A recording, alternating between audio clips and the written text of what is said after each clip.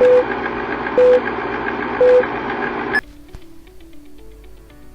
siang rekan-rekan semua. Perkenalkan saya Amelia Yulianti Silaban dari Dinas Perhubungan Kabupaten Karawang. Untuk jabatan saya saat ini yaitu pengawas transportasi darat. Yang hari ini saya bertugas sebagai moderator untuk diskusi kita siang ini. Pertama-tama saya ucapkan terima kasih karena sudah hadir di forum diskusi pada Zoom ini. Pada kesempatan ini, kita akan mengupas tema yang cukup penting dan relevan dengan tugas kita sebagai ASN, yaitu peran ASN dalam mewujudkan smart governance di satuan kerja. Kenapa sih topik ini penting? Karena saat ini kita sedang hidup di era digital. Semua bergerak serba cepat dan serba online. Di mana saat ini juga pemerintah pusat menggaungkan SPBE atau Sistem Pemerintahan Berbasis Elektronik. Di sisi lain juga, masyarakat menurut pelayanan yang semakin mudah, transparan, dan akurat. Itu semua membutuhkan smart governance dan tentu kita sebagai ASN harus siap jadi bagian perubahan. Diskusi kita hari ini akan lebih santai, seperti sedang sharing-sharing aja ya rekan-rekan. Jadi jangan sungkan untuk mengungkapkan pendapat, pengalaman, bahkan keluhannya. Tujuannya supaya kita bisa bersama-sama menemukan cara untuk mewujudkan smart governance yang dimulai dari kita sendiri. Tapi sebelum mulai, boleh dong untuk rekan-rekan semua memperkenalkan diri secara singkat. Izin memperkenalkan diri, nama saya Muhammad Rofi Al-Syadat, peserta Latsar CPNS Kabupaten Karawang tahun 2025. Saya dari Dinas Perumahan Rakyat dan Kawasan Permukiman, bidang prasarana sarana dan utilitas. Untuk jabatan saya penata kelola bangunan gedung dan kawasan permukiman ahli pertama. Oke, izin memperkenalkan diri ya Kak. Perkenalkan nama saya Mutiara Kesuma, saya peserta Latsar 2025. Saya juga dari Dinas Perumahan Rakyat dan Kawasan Permukiman. Untuk bidangnya saya dari bidang perumahan. Terima kasih. Izin memperkenalkan diri, nama saya Rita Kamelia, salah satu peserta Latsar CPNS 2025. Saya dari RSUD Karawang dengan jabatan penata kelola teknologi dan informasi di bagian perencanaan dan anggaran. Terima kasih. Baik, izin memperkenalkan diri, nama saya Ferdisa Wenetisbita dari Dinas Pemberdayaan Perempuan dan Perlindungan Anak sebagai penata kelola PPPA di bidang pemenuhan hak anak. Baik, rekan-rekan semua, terima kasih untuk perkenalannya. Tapi sebelum memulai diskusi, saya akan memberikan satu pertanyaan yang sederhana dulu ya, untuk kita sama-sama merefresh kembali pemahaman kita. Kalau mendengar smart governance, apa sih yang langsung terbayang oleh rekan-rekan sekalian tentang smart governance dan mengapa konsep ini menjadi sangat relevan bagi kita sebagai calon ASN di era saat ini? Smart governance adalah pendekatan tata kelola pemerintahan yang memanfaatkan teknologi informasi, mendorong partisipasi masyarakat, dan membangun pemerintahan yang transparan, efisien, akuntabel, dan responsif. Konsep ini sangat relevan bagi kita sebagai calon ASN karena kebanyakan dari kita termasuk golongan generasi Z yang sebagian besar kehidupannya sudah melek tentang teknologi. Maka dari itu kita diharapkan menjadi inisiator inovasi dengan digital literasi yang kita miliki. Oke Kak, kalau saya punya pemikiran kalau dalam bahasa kan smart governance itu artinya kan tata kelola pemerintahan yang cerdas. Kalau cerdas itu kan berarti bisa beradaptasi dan terintegrasi. Beradaptasi itu menurut saya seperti kita itu mulai paham dengan kebutuhan masyarakat masa kini mengikuti perkembangan zaman. Nah, kalau misalnya terintegrasi itu kan berarti terhubung. Jadi misalnya kayak kita punya NIK EKTP gitu ya. Jadi harusnya dari pemerintah itu udah bisa tahu melihat secara online apakah penduduk itu udah punya NPWP atau terdaftar BPJS. Nah, hal yang seperti ini tuh buat smart governance itu relevan sama dunia ASN. Karena jadi kita terdorong untuk bekerja dengan birokrasi yang lebih modern, efisien, akuntabel, berorientasi pada pelayanan publik gitu Kak. Baik Kak, untuk yang lainnya mungkin boleh? Oke, kalau menurut saya, smart governance adalah tata kelola pemerintahan yang cerdas. Konsep dari smart governance mengacu pada penerapan teknologi informasi serta pendekatan berbasis data untuk meningkatkan efisiensi dan efektivitas. Konsep ini menjadi sangat relevan bagi ASN karena kita sebagai calon ASN perlu memahami konsep smart governance untuk dapat mendistribusi dalam mewujudkan pemerintahan yang lebih baik. Nah, oke, tambahan dari saya yang terbesit di pikiran saya saat mendengar smart governance ini di kehidupan sekarang yang serba mudah, cepat dan bergantung pada internet tuh, sistem pemerintahan tuh nggak bisa terus stagnan di satu tempat itu. Jadi sistem pemerintahan itu juga harus beradaptasi terus sama era digitalisasi ini untuk efisiensi dan juga kemudahan pelayanan pada masyarakat. Baik, Kak. Dari jawaban rekan-rekan sekalian kan sudah terlihat ya bahwa smart governance itu bukan hanya soal aplikasi saja, tapi soal cara kerja SDM, budaya, dan teknologi. Nah, sekarang kita akan bahas satu-satu dulu ya. Pertama, kita bahas kondisi di satuan kerja kita masing-masing dulu. Menurut rekan-rekan, sudah sejauh mana sih pelayanan kita menuju smart governance?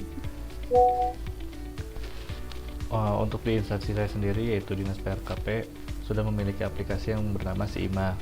SIMA yaitu sebuah aplikasi digitalisasi pengolahan data dan layanan yang menyajikan informasi publik terkait perumahan yang ada di wilayah Kabupaten Karawang. Aplikasi ini membantu bidang perumahan Dinas PRKP dalam menjalankan tugas dan fungsinya. Salah satu contohnya yaitu untuk pengajuan usulan perbaikan rumah tidak layak huni atau rutilahu. Karena aplikasi ini sedang dalam tahap pengembangan, jadi setiap bidang di Dinas PRKP harus memiliki inovasi terkait SIMA ini. Salah satunya dari bidang saya yaitu bidang PSU memiliki inovasi yaitu SIMA kedepannya akan bisa melakukan pengajuan perumahan yang akan diserah terimakan kepada pemerintah daerah untuk nantinya fasilitas umum dan fasilitas khusus di perumahan tersebut dapat dikelola oleh Pemda. Baik, Kak. Untuk yang lainnya mungkin ada yang mau memberikan pendapat yang lain? Ya Kak, izin ya Kak, karena saya sama Mas Rofi juga sama-sama dari PRKP, ya betul kita udah pakai SIMA untuk pengajuan. Jadi selain SIMA kita juga pakai SIPD, jadi itu gandengan ya Kak. Jadi kalau pengajuannya itu lewat SIMA, terus kalau SIPD itu kita ngajuin anggarannya. Jadi anggaran untuk perbaikan itu kita langsung minta ke pusat lewat SIPD. Jadi itu lebih efisien menurut saya Kak. Terima kasih.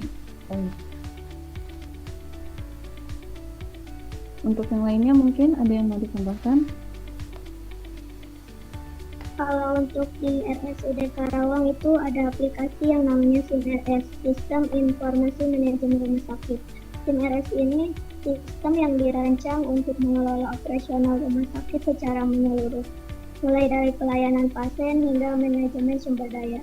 SIMRS ini dapat membantu rumah sakit dalam meningkatkan efisiensi dan efektivitas. Fungsinya dari SIMRS yaitu untuk pelayanan pasien seperti pendaftaran pasien, rekam medik elektronik, dan manajemen persediaan obat. Oke, untuk tambahannya, untuk saat ini instansi saya memang belum ada aplikasi tersendiri. Namun emang sudah mengupdate kegiatan instansi secara berkala lewat media sosial, juga menggunakan teknologi pengaduan untuk pelaporan adanya kekerasan seperti hotline, perlindungan perempuan dan anak. Dengan adanya layanan pengaduan ini diharapkan instansi dapat dengan cepat dan efisien menanggapi sebuah laporan. Nah, dari semua pendapat rekan-rekan tadi, berarti semua instansi sudah mulai menerapkan smart governance ya. Seperti dari Dinas PRKP sudah adanya aplikasi SIMA, untuk RSUD sudah terdapat aplikasi SIMRS, lalu untuk instansi penata kelola pemberdayaan perempuan dan perlindungan anak sudah mulai mengupdate kegiatan instansi secara berkala lewat media sosial. Sekarang kita bahas harapan dan manfaat jika smart governance benar-benar terwujud di satuan kerja masing-masing. Kira-kira menurut rekan-rekan apa dampaknya?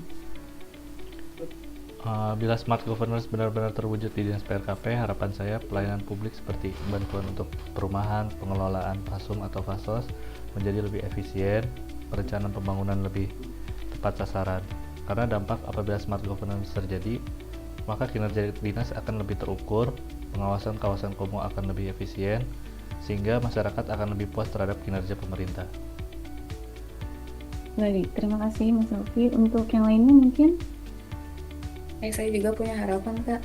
Jadi kalau misalnya ini benar-benar terwujud, berarti pemerintah sudah menerapkan cara kerja yang efisien, mudah, hemat waktu, ringkas ya, dan juga informasi juga bisa dijangkau oleh semua lapisan masyarakat.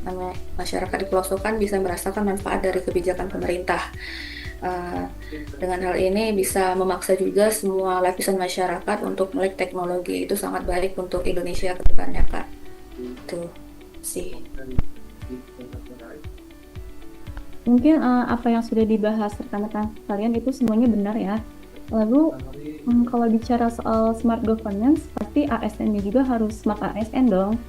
Saya mau tanya lagi nih, menurut kalian apa saja sih nilai berakhlak yang paling penting dalam mendukung smart governance ini?